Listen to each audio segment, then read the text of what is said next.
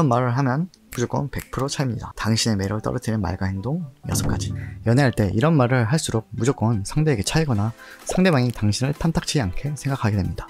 굳이 안 해도 될 이야기를 해서 본인의 매력을 스스로 떨어뜨리지 마시길 바랍니다. 첫 번째, 가족과 사이가 안 좋다는 이야기. 즉, 가족 험담은 하지 않는 것이 좋습니다. 나 오늘 엄마랑 싸웠어. 나는 엄마랑 정말 안 맞는 것 같아. 우리 엄마는 날 생각 안 하는 것 같아. 진짜 엄마가 너무 미워 죽겠어. 등등 본인의 부모님과 싸운 이야기, 부모님의 험담은 하면 할수록 마이너스입니다. 일단 부모님과 관계에 대해서 현명하게 대처하지 못하는 그런 모습에 실망을 하기도 할 뿐더러 본인이 부모님을 존중하지 않는 것처럼 상대방도 당신의 부모님을 존중하지 않게 됩니다. 너네 엄마 원래 그렇잖아. 넌 맨날 엄마랑 싸우잖아. 한두 번이야?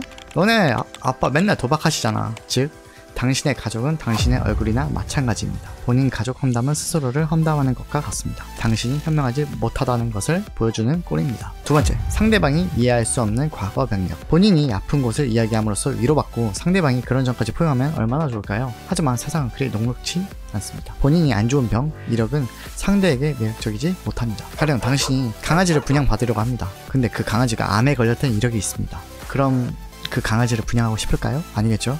당신이 중고차를 사려고 합니다. 그 중고차는 큰 사고가 난 흔적이 있습니다. 그럼 그 중고차를 사고 싶나요? 아니겠죠? 물론 누구나 흠 없는 사람 없습니다. 완벽한 사람은 없습니다. 다만 굳이 그걸 본인이 직접 말할 필요는 없습니다. 특히 원치 않던 아이를 임신해서 낙태했던 이야기, 성병 걸렸던 이야기, 치료 어려운 병 걸렸던 이야기, 이런 이야기들은 본인이 건강하지 않음을 말하는 것이고, 인간의 본능은 건강한 유전자를 가진 배우자를 원하기 때문에 굳이 얘기하면 본인의 약점만 말하는 꼴입니다. 물론 그러한 약점까지 사랑해주는 사람이 있고, 그것으로 인해 더 많은 신뢰를 얻고 더 깊이 사랑에 빠지기도 하나, 그것을 부담스럽게 여겨서 피하게 되는 사람도 있으니까 참고하시는 게 좋겠습니다. 세 번째, 본인의 단점, 컴플렉스.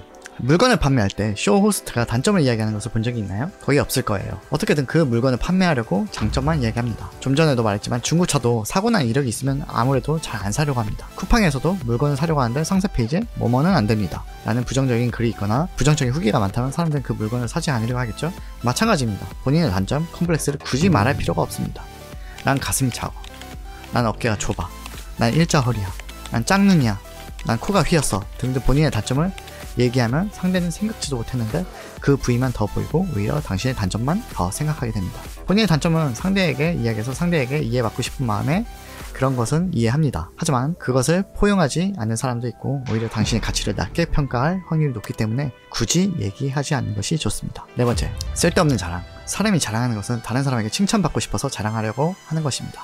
즉, 난 이 정도 되는 사람이야. 그러니까 얼른 칭찬해줘 라는 욕구에서 자랑을 하고 싶어 하는 것입니다. 하지만 우리는 상대가 자랑하면 존경하고 존중해주는 것이 아니라 오히려 시기 질투를 합니다. 돈 많은 척 다 하고 자랑 다 했는데 돈 아끼는 모습을 보여주고 3,000원, 5,000원 쓰는 거 아까워하고 아끼는 모습을 보면 더 당신을 이상하게 생각합니다. 돈 그렇게 많이 번다고 자랑해놓고선 수입차 끌고 다니면서 매번 친구 만나서 엠빵하고 친구한테 5,000원 쓰는 것도 아까워한다면 친구들은 당신을 존중하는 것이 아니라 더 이상하게 봅니다. 마찬가지로 연인한테도 돈 많이 버는 척 다 했는데 음식점에서 8만원, 10만원 쓰는 것도 아까워하고 덜덜덜 한다면 오히려 당신을 이상하게 보게 됩니다. 그렇게 애초에 잘난 척 있는 척을 하지 않는 것이 좋습니다. 다섯 번째, 과거 물려냈던 연애 이력. 난 원나잇 많이 해봤어. 여자 몇 명이랑 잡았어. 여자 한 20명 정도 만나봤지.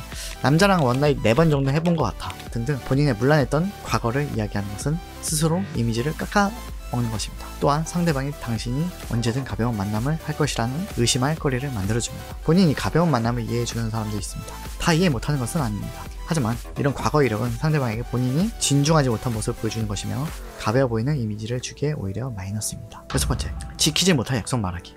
지키지 못할 약속을 말한다는 것은 거짓말과 같습니다. 방수된다고 해서 방수 옷을 샀는데 방수가 되긴커녕 비를 다 맞는다면 사기 당했다고 생각하겠죠? 방수가 된다는 것은 하나의 판매 약속입니다. 이 약속을 보고 산 건데 방수가 안 되면 사기겠죠? 마찬가지로 지키지 못할 약속을 하는 것도 결국 상대에게 사기치는 거나 다름없습니다. 진짜 올해는 담배 끊을게. 나 진짜 술 끊는다. 이제 게임 안 할 거야. 이제 다이어트 할 거야. 등등 본인이 지키지 못할 행동과 태도를 상대에게 계속 말을 해서 상대에게 기대감을 주지 않는 것 또한 상대방에게 실망을 줄 요소입니다. 네가 그럼 그렇지. 네가 다이어트 할 수 있겠냐? 오히려 당신을 만만하게 보게 되고 상대에게 신뢰감은 떨어지고 실망감만 안겨주니 지키지 못할 약속은 애초에 하지 않는 것이 좋습니다. 손해보지 않는 연애 하시길 바랍니다. 이상 추운 남자였습니다.